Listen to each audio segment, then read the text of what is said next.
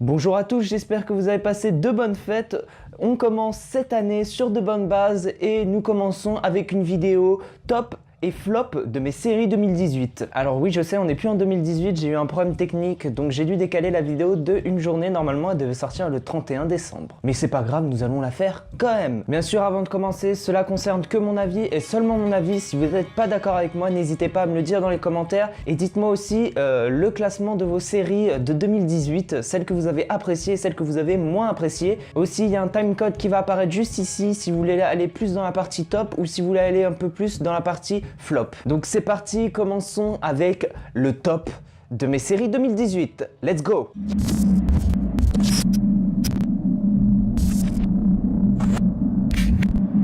Donc pour le top 5, c'est une série Netflix qui s'appelle Perdu dans l'espace, Lost in Space. Donc en résumé, c'est une famille qui s'appelle la famille Robinson. Ça se passe en 2047 et cette famille a été sélectionnée pour reconstruire leur vie dans un monde meilleur. Donc il y a le père John et la mère Maureen et ses trois enfants qui s'appellent Judith, Penny et Will. Donc ils vont embarquer dans un vaisseau qui s'appelle le Resolution, donc Resolute en anglais. Ouais, je sais, mon accent est merdique de ouf. Mais durant le voyage, il y a eu un incident qui les contraint à atterrir sur une planète inconnue et glacée en même temps. Donc ce qui est de la malchance complète. Et du coup, les familles vont devoir travailler entre eux et créer des alliances pour survivre ensemble dans un environnement qu'ils ne connaissent pas, donc un environnement hostile. Et en plus, ils sont à des années-lumière de leur destination finale. Ce qui rend un peu la tâche compliquée, on va pas se le cacher. Donc ce qui m'a plu dans cette série, alors déjà c'est que c'est un thème sur tout ce qui est l'espace, tout ce qui est l'univers, etc. Et j'adore ça. Vous pouvez le voir juste ici, hein. Je suis un fan de tout ce qui est espace, donc raison de plus pour la regarder, et elle était vraiment pas trop mal, franchement. Alors c'est une série à regarder aussi en famille, c'est conseillé de la regarder aussi en famille, parce que c'est très convivial, c'est un peu cucu par certains moments, mais ça passe encore. Franchement, elle est plutôt bien réalisée, les effets spéciaux sont plutôt sympas, l'histoire est plutôt simple, mais sympa aussi. Les personnages jouent plutôt bien. Juste un point négatif, c'est le Dr Smith, donc c'est un personnage de la série tout simplement, qui est détestable. Vraiment, je la déteste à chaque fois que je la vois à l'image, qu'elle parle, elle m'insupporte, mais au point pas possible. C'est pour ça que la série ne s'est pas classée dans mon top 4, top 3, top 2, top 1, parce que vraiment ça rend désagréable l'expérience d'avoir un personnage aussi chiant, aussi casse-couille, on va pas se le cacher. Sinon, si vous aimez tout ce qui est l'univers, etc., et tout ce qui est découverte, aventure, si vous avez aimé The 100, et vous pouvez un peu aimer cette série parce qu'elle est à peu près dans le même style, dans la découverte, dans la survie, etc.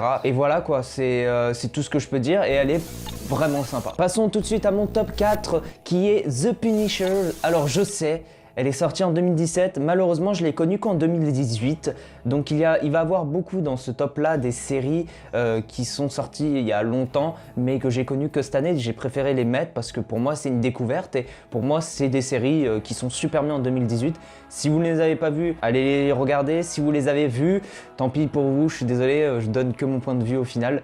Donc oui, The Punisher est sorti en 2017, je l'ai connu en 2018. Donc le résumé, c'est un ancien marine qui s'appelle Frank Castle, qui est hanté par l'assassinat de sa famille. Et donc il devient un justicier connu dans le milieu criminel comme le Punisher, c'est son nom, qui vise à venger le meurtrier de sa famille par tous les moyens nécessaires, vraiment. Donc il va essayer de les traquer, il va le traquer clairement, il va traquer la personne qui a voulu assassiner sa famille, car il a encore des visions, il a encore des souvenirs de ce malheur, donc ça va se baser sur ça, et franchement, elle est top. Elle est vraiment top. Pour moi, je pense que c'est l'un des meilleurs Marvel en série. Je parle bien en série. C'est une très grosse claque. Les personnages sont super bien exploités. On s'attache vraiment au personnage. Même si c'est le méchant, on s'attache quand même à lui. Je ne vais pas vous spoil, vous inquiétez pas. Et franchement, c'est plutôt pas mal. En plus, les combats sont super bien construits, ils sont super dynamiques, intenses, etc.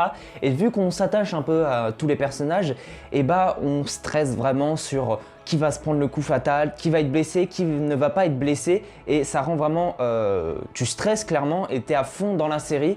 Et franchement, cette série, elle vaut le coup d'être regardée, et normalement, si tout se passe bien, la saison 2 sortira en 2019, et ça... Merci. Vu qu'il est sorti en 2017, j'ai préféré mettre une série au même niveau qui est sortie en 2018 et qui s'appelle Black Mirror Bandersnatch. Et oui, je sais, la série est sortie il y a quelques jours, je l'ai séché clairement, enfin... C'est un épisode, donc ça a été plutôt rapide. Et ouais, je l'ai séché cet épisode qui a été vraiment très bien. Le coup marketing de Netflix est incroyable. Vraiment, ils ont fait quelque chose que aucun autre site n'ont fait. Donc que ça soit les vieux sites TF1 VOD, des trucs comme ça. Ils ont fait le pari avec Black Mirror de faire un épisode interactif pour leur communauté. Ils ont réussi. C'est mission accomplie. Alors pour moi, ce n'est pas quelque chose d'original, enfin c'est original sur Netflix parce que Netflix est une plateforme qui évolue très peu, enfin qui évolue, il n'y a pas de nouvelles fonctionnalités tous les mois quoi. Donc là ils ont inventé une nouvelle fonctionnalité qui est l'interaction, donc ça veut dire que peut-être dans les années qui vont arriver, il y aura d'autres films et séries dans l'interaction avec la communauté, mais pour moi ce n'est pas original car beaucoup d'autres contenus ont fait la même chose, comme les jeux vidéo, avec un jeu vidéo qui est sorti en 2018 qui s'appelle, je sais plus son nom, mais qui est sorti en 2018 où tu faisais des multiples choix et que tu changeais l'histoire. Pareil, je crois qu'il y a un film qui est dans ce même style, ou en tout cas une série, donc pour moi ce n'est pas original, ils ont juste repris un concept et ils l'ont mis sur le site le plus populaire du moment, donc ce qui a fait que le concept a super bien marché, donc un gros coup marketing pour Netflix et Black Mirror. Mais par contre ça a été un très bon épisode, je me suis éclaté à le faire. Le petit point négatif, c'est qu'on a été un peu contrôlé par Netflix et par Black Mirror, c'est-à-dire qu'il n'y avait que quelques fins possibles, je crois qu'en tout il n'y en avait que 6 fins, voire 5, dont la définitive qui est une seule fin définitive, donc ça veut dire que tout le monde va repasser par celle-ci. J'ai trouvé ça dommage. Après c'est comme je dis, c'est un premier prototype, ça veut dire qu'ils ont commencé par mettre 5 histoires, enfin 5 fins. Ils ont dit bon ça va être bien comme ça, mais j'attends dans quelques années des choses plus ambitieuses, que ça soit de Black Mirror ou d'une autre série qui permet de créer carrément son propre épisode. Je sais que ça prendra des années à être écrit, à être filmé, car il faut plein de possibilités, mais j'aimerais bien que, et je pense que ça va être fait dans les années à venir, un épisode vraiment qui t'appartient, où il y a plein de possibilités et qu'après entre la communauté de la série et la communauté Netflix, ils débattent, ouais moi j'ai eu cette fin là, oh trop bien t'as eu cette fin là, comment t'as parvenu à l'avoir, etc. Vraiment avoir son propre épisode personnalisé, je pense que ça va arriver, mais il faut attendre je pense quelques années parce que c'est très long à développer. Déjà Black Mirror on fait un énorme effort sur le scénario et avec l'arbre des possibilités on voit qu'il y a vraiment beaucoup de possibilités. Alors vous vous rendez compte, si on fait un épisode complètement personnalisé, alors là il faudra des années pour que ça soit développé et filmé et pour que ça soit aussi propre parce qu'il peut avoir des faux raccords, donc il faut que ça soit propre. En tout cas chapeau à Netflix d'avoir intégré quelque chose de assez innovant sur leur site et attendons la suite sur les épisodes interactifs. Passons à mon top 3, attention ça devient très sérieux. Donc mon top 3 c'est ZOI. Ouais je sais pas le prononcer, je crois que c'est ZOA. En français ça se dit là-haut. C'est trop compliqué, mettez des noms plus faciles, merde. Alors je sais que cette série est sortie en 2017, elle se retrouve dans mon top 3 car je l'ai découvert il y a quelques semaines, je l'ai fini il y a quelques jours et j'ai été vraiment très impressionné par cette série. Surtout par le déroulement scénaristique et l'ambiance que dégage cette série. C'est incroyable ce que la scénariste a fait, surtout que la scénariste est aussi l'acteur principal qui s'appelle Prairie. Donc c'est waouh, vraiment l'univers qui entoure cette série est unique. Vous ne retrouverez pas des séries dans le même style, en tout cas dans le même style, mais vraiment elle a une trame scénaristique vraiment unique. Et ils ont bossé de ouf, vraiment le visuel est incroyable, le scénario est très bien ficelé et c'est pour ça que c'est monté dans mon top 3. J'ai envie de vous dire qu'il ne suffit pas d'avoir des explosions de partout, des effets spéciaux de partout pour pouvoir rentrer dans mon top 3, dans mon top série même. Il suffit d'avoir un scénario très juste et des visuels très justes et pas des effets spéciaux là-bas, des effets spéciaux ici, etc. Il suffit vraiment que tout soit très fluide niveau scénario et c'est comme ça que ça arrive dans mon top série. Donc le résumé de cette série, c'est un personnage qui s'appelle Prairie Johnson. C'est une jeune fille aveugle qui a été adoptée par des parents américains et elle a réapparu dans leur vie brusquement 7 ans après avoir été enlevée. On ne sait pas comment elle a été enlevée. Et en fait, la disparition a suscité beaucoup de questions parce qu'elle n'en a parlé à personne. Et donc cette série va parler de son enlèvement. Mais c'est très bien construit, ça commence par un trailer, après ça commence dans des... j'en dirai pas plus, c'est à vous de découvrir. En tout cas, si vous aimez un peu tout ce qui est magie, univers, etc., ça va vous intéresser. Passons maintenant à mon top 2 qui est The Magician. Donc le résumé de cette série se concentre sur un personnage qui s'appelle Quentin Coldwater. C'est un jeune qui est en marge de la société, qui n'aime pas la société actuelle. Et donc depuis son enfance, il est attiré par la magie. Il se réfugie dans des bouquins, son roman préféré s'appelle Filori et il effectue des séjours à l'hôpital psychiatrique parce qu'il croit en la magie. Il n'était pas au courant que la magie existait vraiment. Et ensuite, par une occasion, il découvre un magicien qui l'invite à passer des tests d'admission en compagnie de son amie Julia, donc son amie d'enfance. Et donc il est admis à Break Bills, université qui est protégée du reste du monde, et donc il forme des futurs magiciens. En tout cas, c'est une série qui me plaît vraiment, moi qui adore tout ce qui est Harry Potter, qui aime tout ce qui est la magie, l'univers. Elle mélange le côté noir des pouvoirs et le côté blanc des pouvoirs, et avec un petit peu d'humour, même beaucoup d'humour. Les personnages sont assez marrants, le scénario est super bien construit, les effets spéciaux sont plutôt sympas. Ils ont une méthode de faire de la magie qui est différente. Je vous dirai pas comment ils font de la magie, mais c'est super intéressant. C'est beaucoup plus réaliste que d'autres séries comme Harry Potter avec une baguette. Oh là là, la baguette a un pouvoir, moi aussi j'ai un pouvoir, enfin bref. C'est un peu plus réaliste et c'est vraiment assez sombre comme série. Déjà les premiers épisodes sont très très sombres, alors ils ont fait exprès. Il n'y a pas vraiment de couleurs, pas vraiment de joie. Les couleurs sont assez, sont sombres quoi, sont noires. Et c'est fait exprès parce que c'est en quelque sorte l'âme de la série, être dans le noir mais en même temps dans le joyeux. Je sais qu'il y avait une série qui faisait pareil sur le côté sombre qui s'appelle Z Nation, donc c'est un truc de zombies et vraiment leurs ISO sont très bas, les couleurs sont très très sombres et ça donne un aspect plutôt glauque quoi, et c'est plutôt sympa. Vraiment c'est une série très particulière, si vous ne la connaissez pas, je vous invite à aller la regarder, vous allez vous plaire. Il y a pour le moment 3 saisons disponibles, la 4e va pas tarder à arriver, donc vous avez le temps de rattraper, surtout que c'est des épisodes de 45 minutes, je crois qu'il y en a 12, donc c'est plutôt simple. Si vous aimez les séries comme moi, et vous allez vous faire 2 saisons en 3 semaines et puis voilà. Attention, passons à maintenant mon numéro 1, le plus important, on va pas se le cacher. Et avant de commencer, je suis au courant que beaucoup de personnes n'aiment pas cette série. Pour eux, ils sont dans le top flop, je vous comprends. C'est vrai que la série est assez lente, je veux parler de 3%, donc 3%. Donc le résumé de cette série se passe dans une société dystopique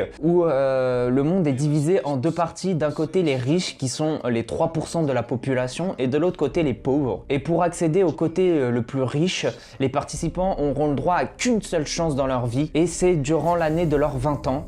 Ils seront en fait amenés à aller dans un bâtiment qui s'appelle le processus et ils devront faire des épreuves et seulement 3% d'entre eux arriveront au but à la fin des 3 épreuves et on ne sait pas ce qui se passera après, c'est à vous de le découvrir. Cette série est beaucoup critiquée. Je vous comprends, la série est très lente. Les effets spéciaux qui sont présents sont pas très beaux. Donc il n'y en a pas beaucoup d'effets spéciaux, mais dès qu'ils en utilisent, ils sont mal faits, ils sont bien faits, mais ils sont mal intégrés dans l'épisode. Mais pour moi, le scénario est très très juste. C'est pas comme les Hunger Games, comme les Divergences. Non, non, non, non. Pour moi, le scénario est super juste, c'est super bien construit. Et surtout aussi, le visuel est très beau avec toutes les couleurs, comme vous avez pu le voir dans le trailer. Vraiment, les couleurs sont super intéressantes. Un mélange de couleurs un peu la brésilienne. De toute façon, c'est une production brésilienne avec une traduction portugaise. Et en plus, c'est redoublé en anglais. Au niveau traduction, c'est le bordel. Moi, personnellement, je vous donne mes préférences. Je le regarde en anglais, donc c'est pas vraiment très joli parce que le doublage est pas forcément très beau. Mais les voix s'accordent super bien et je mets les sous-titres en français, comme ça au moins ça va, parce que si je l'écoute en portugais, l'audio en portugais, ça va complètement me flinguer. Ça me fait très bizarre, je l'ai écouté les 10 premières minutes et j'ai pas du tout aimé. Mais vraiment, comme je reviens au sujet du scénario, il est très juste, les déroulements se passent super bien, il y a des retournements de situation. Certes, la série est très lente, ça veut dire qu'il n'y a pas de l'action à gauche, à droite, en haut, en bas, non. C'est très très lent, l'histoire est prenante, c'est pour ça que je l'ai placé dans mon numéro 1, c'était un coup de cœur quand j'ai vu cette série. J'ai regardé les 2 saisons en 2 semaines, même pas. Au début j'ai pas trop accroché et au fur et à mesure tu t'attaches aux personnages qui sont très bien construits aussi, qui donne vraiment de la compassion vers ces personnages et d'autres non. Et surtout, c'est qu'il y a des retournements de situation toutes les 2 minutes et tu t'y attends pas. Bon, certains oui, mais d'autres tu t'y attends pas. Et franchement, c'est pour ça que j'ai aimé cette série en fait, tout simplement. Par contre, un petit point faible et un petit point négatif, l'actrice de Michali. Enfin bref, je sais pas comment on le prononce bien en français. Doucement sur ton jeu d'acteur. Des fois, c'est pas top, hein. On va pas se le cacher. Tous les autres sont super top niveau jeu d'acteur, mais des fois, toi, t'es un peu dans l'excès. Fais attention à toi. J'espère que dans la saison 3, ça ira mieux. La saison 3 sort en 2019, au fait. Je suis super content. Donc voilà ce qui est de mon classement, de mon top 5 des séries. Bien sûr, il y a eu plein d'autres séries que j'ai aimées. Elles vont s'afficher juste ici. J'ai pas pu les mettre dans le classement parce que c'est un top 5 et j'ai aimé plus de 5 séries en fait. Parce que j'ai aimé la première partie de The Walking Dead saison 2. J'ai aimé Good Doctor, The Hundred, il y a eu quoi? Il y a eu aussi Daredevil, etc. J'ai aimé beaucoup de séries. Et maintenant passons aux séries qui ont floppé en 2018.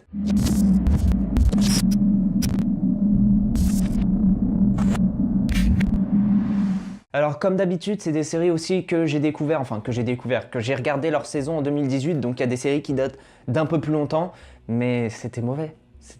Donc on commence tout de suite avec le flop 5, qui est la saison 3 de Zo. Alors j'en suis choqué, c'est nul à chier. Je suis désolé d'être vulgaire, mais c'est nul. La saison 3 était nulle. Le scénario, tout pété. Les effets spéciaux, pareil, ils étaient pétés de ouf. Franchement, ça partait de tous les sens, c'était inutile comme saison. La saison 2 était clairement mieux, la fin en tout cas de la saison 2, c'était vraiment une fin définitive pour moi, j'attendais pas plus quoi. Et malheureusement, ils ont fait la saison 2 trop, avec 0 budget, vraiment ils ont donné 1 euro, ils ont fait tenez, 1 euro symbolique, allez hop, vous allez payer les acteurs en bonbons, tout simplement. Vraiment ça a été très mauvais, les effets spéciaux sont pas top.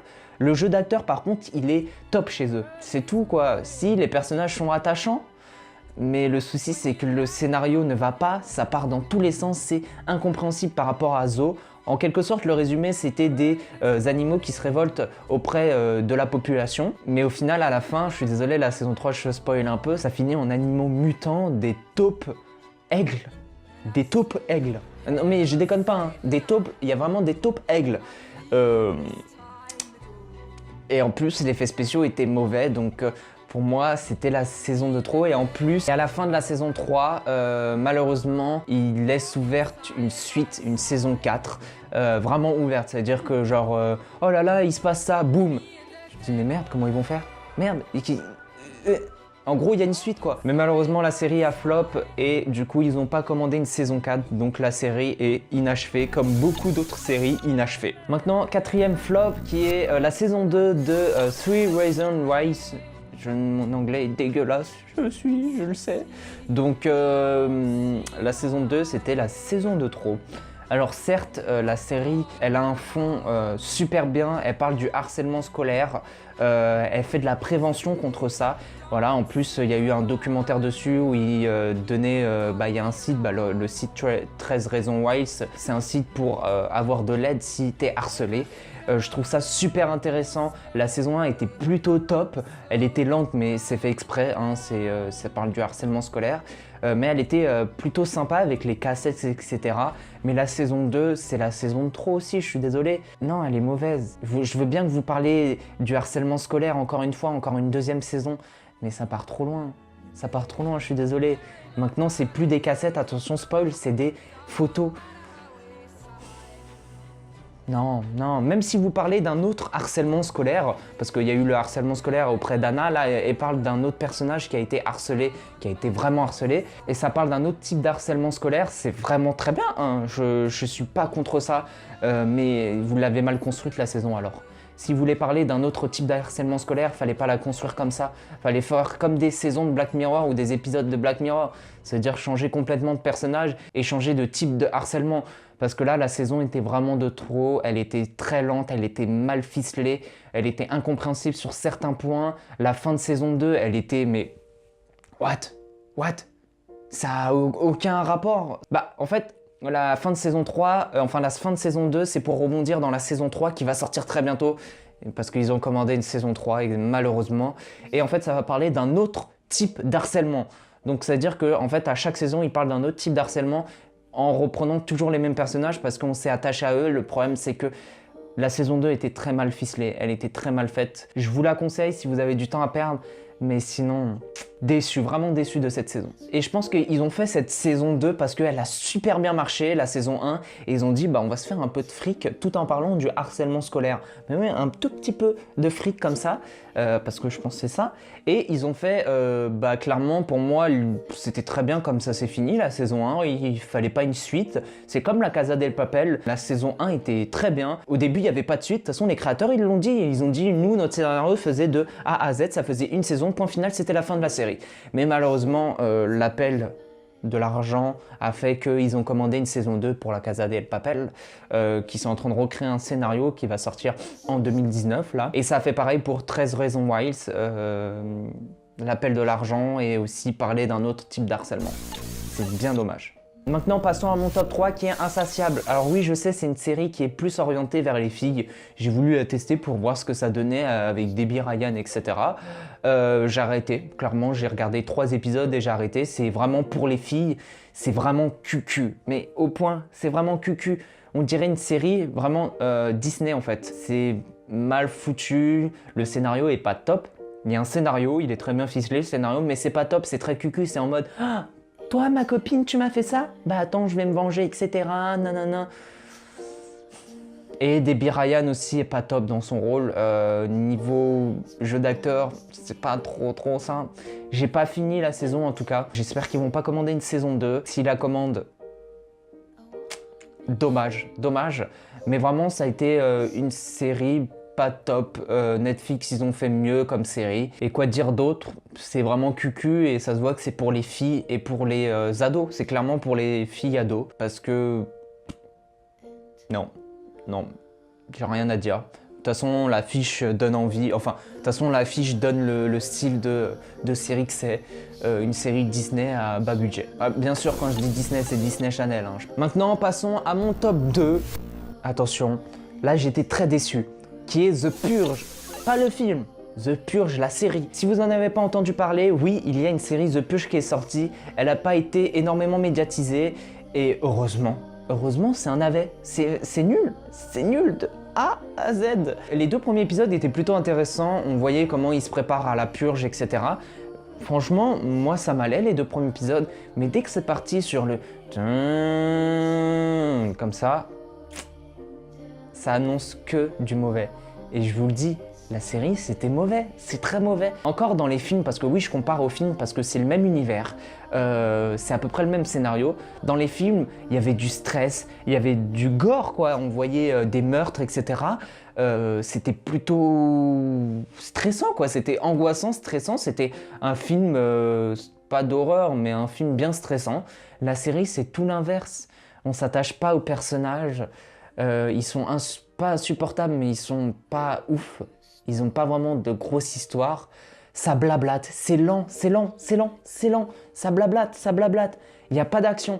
Vraiment, l'action qu'on voit, c'est quelqu'un qui tue une personne et cette action-là, on voit l'ombre seulement. Il filme l'ombre. C'est-à-dire, bon, on voit pas d'ombre ici, mais il filme l'ombre qui tue.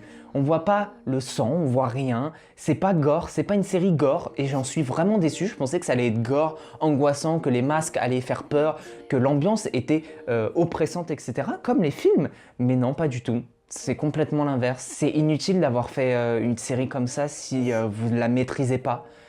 C'est pas angoissant, ouais, c'est... Je sais pas, c'est mauvais. L'histoire de on filme l'ombre où on voit quelqu'un tuer, je trouve ça nul. Je suis désolé, je crois que la série est interdite au moins de 10 ans. Au moins de 10 ans, quoi. S'ils commandent une saison 2, j'espère qu'elle sera interdite au moins de 12 ans, voire 16 ans. Vraiment un truc gore. On veut du The Purge, quoi. On veut de la purge. Comme dans les films, quoi. On veut un truc gore. Mais c'est mal parti, en tout cas. Si la saison 2 change pas, en tout cas, s'il n'y a pas un nouveau showrunner pour la saison 2, je pense pas que la série va faire un gros carton. Déjà qu'elle a été mauvaise. Non, j'accepte pas ça. On peut pas tuer un concept comme ça avec une série, on peut pas. Donc ouais, je suis déçu. Maintenant, passons à mon top 1. Encore une énorme déception. Cette série est sortie il y a très longtemps et c'est The Mist. Alors ouais, The Mist, c'était un film, si vous ne savez pas, qui était vraiment génial, qui était top. Et là, c'est mauvais. En fait, c'est un mélange de The Purge et de Zo. C'est-à-dire que The Purge, pour tout ce qui est une adaptation de film en série, ce qui est mauvais, et Zo, le scénario pété. Ils ont donné 1 euro symbolique aussi. Les effets spéciaux sont nuls, les personnages sont tous insupportables, que ça soit la fille, la mère, le père et le garçon, ils sont insupportables, ils ont foiré. Alors, cette série est sortie il y a très longtemps, je crois qu'il n'y a pas de saison 2, en tout cas je me suis pas renseigné et j'ai pas envie de me renseigner. J'ai arrêté au bout du 4e épisode, déjà c'était incroyable, 4 épisodes à tenir. Mais non, zéro budget, c'est un téléfilm quoi, c'est fait comme un téléfilm quoi, et c'est sorti sur Netflix. En plus, le scénario est plutôt basique, hein. C'est un scénario de The Mist, avec la brume, etc. Mais c'est plus dans la manière de filmer qui fait penser à un téléfilm. C'est pas très recherché, il n'y a pas beaucoup de technique. Aussi, quand ils filment dans la brume, quand ils filment les personnages dans la brume, je trouve ça nul. Je trouve ça mal fait en fait. L'effet est très mal fait, on dirait que c'est un mec, il était dans une pièce comme ça, là, et il fumait sa chicha toute la journée, comme ça, tranquille. Et ça a donné ça, quoi, c'est pas top. Le rendu de la brume est pas exceptionnel. Même quand la caméra est dans la brume, c'est pas top. Donc pour moi, ça a été le point négatif de cette année. Ça a été The Mist et toutes les autres séries. Bien sûr, il y a eu d'autres séries qui ont été mauvaises, mais j'ai plus les noms en tête parce qu'elles m'ont pas marqué. Mais eux, elles m'ont marqué par vraiment, elles étaient très mauvaises. C'est pour ça qu'elles m'ont vraiment marqué. Et voilà ce qui est de mon top flop 2018. J'espère que vous l'avez apprécié. N'hésitez pas, comme je vous ai dit, à mettre votre top flop dans les commentaires. C'est avec plaisir que j'y répondrai. N'hésitez pas à me dire toutes les suggestions que vous souhaitez voir en 2019, car on commence bien avec une vidéo en 2019 et ça va continuer, je suis sur un bon rythme, ne vous inquiétez pas. Donc dites-moi les concepts que vous souhaitez avoir, si vous voulez avoir un top flop sur les films, tout ce qui est en rapport en tout cas avec l'audiovisuel, si vous voulez avoir un top flop avec les séries de télévision, tout ce que vous voulez, sur les émissions de télé, etc. Tant que ça touche à l'audiovisuel, c'est ce qui compte, donc si vous voulez avoir d'autres concepts de vidéos, dites-le moi en commentaire, je le ferai. Donc en tout cas, je vous remercie pour cette année 2018 qui a été incroyable. Je sais que c'était hier l'année 2018, mais bon, je vais continuer sur cette lancée pour vous produire de meilleures vidéos. Donc je vous remercie fortement. Et moi je vous dis à très bientôt, vraiment, à très bientôt, genre très bientôt, je vous préviens. À très bientôt sur la chaîne YouTube. Salut tout le monde!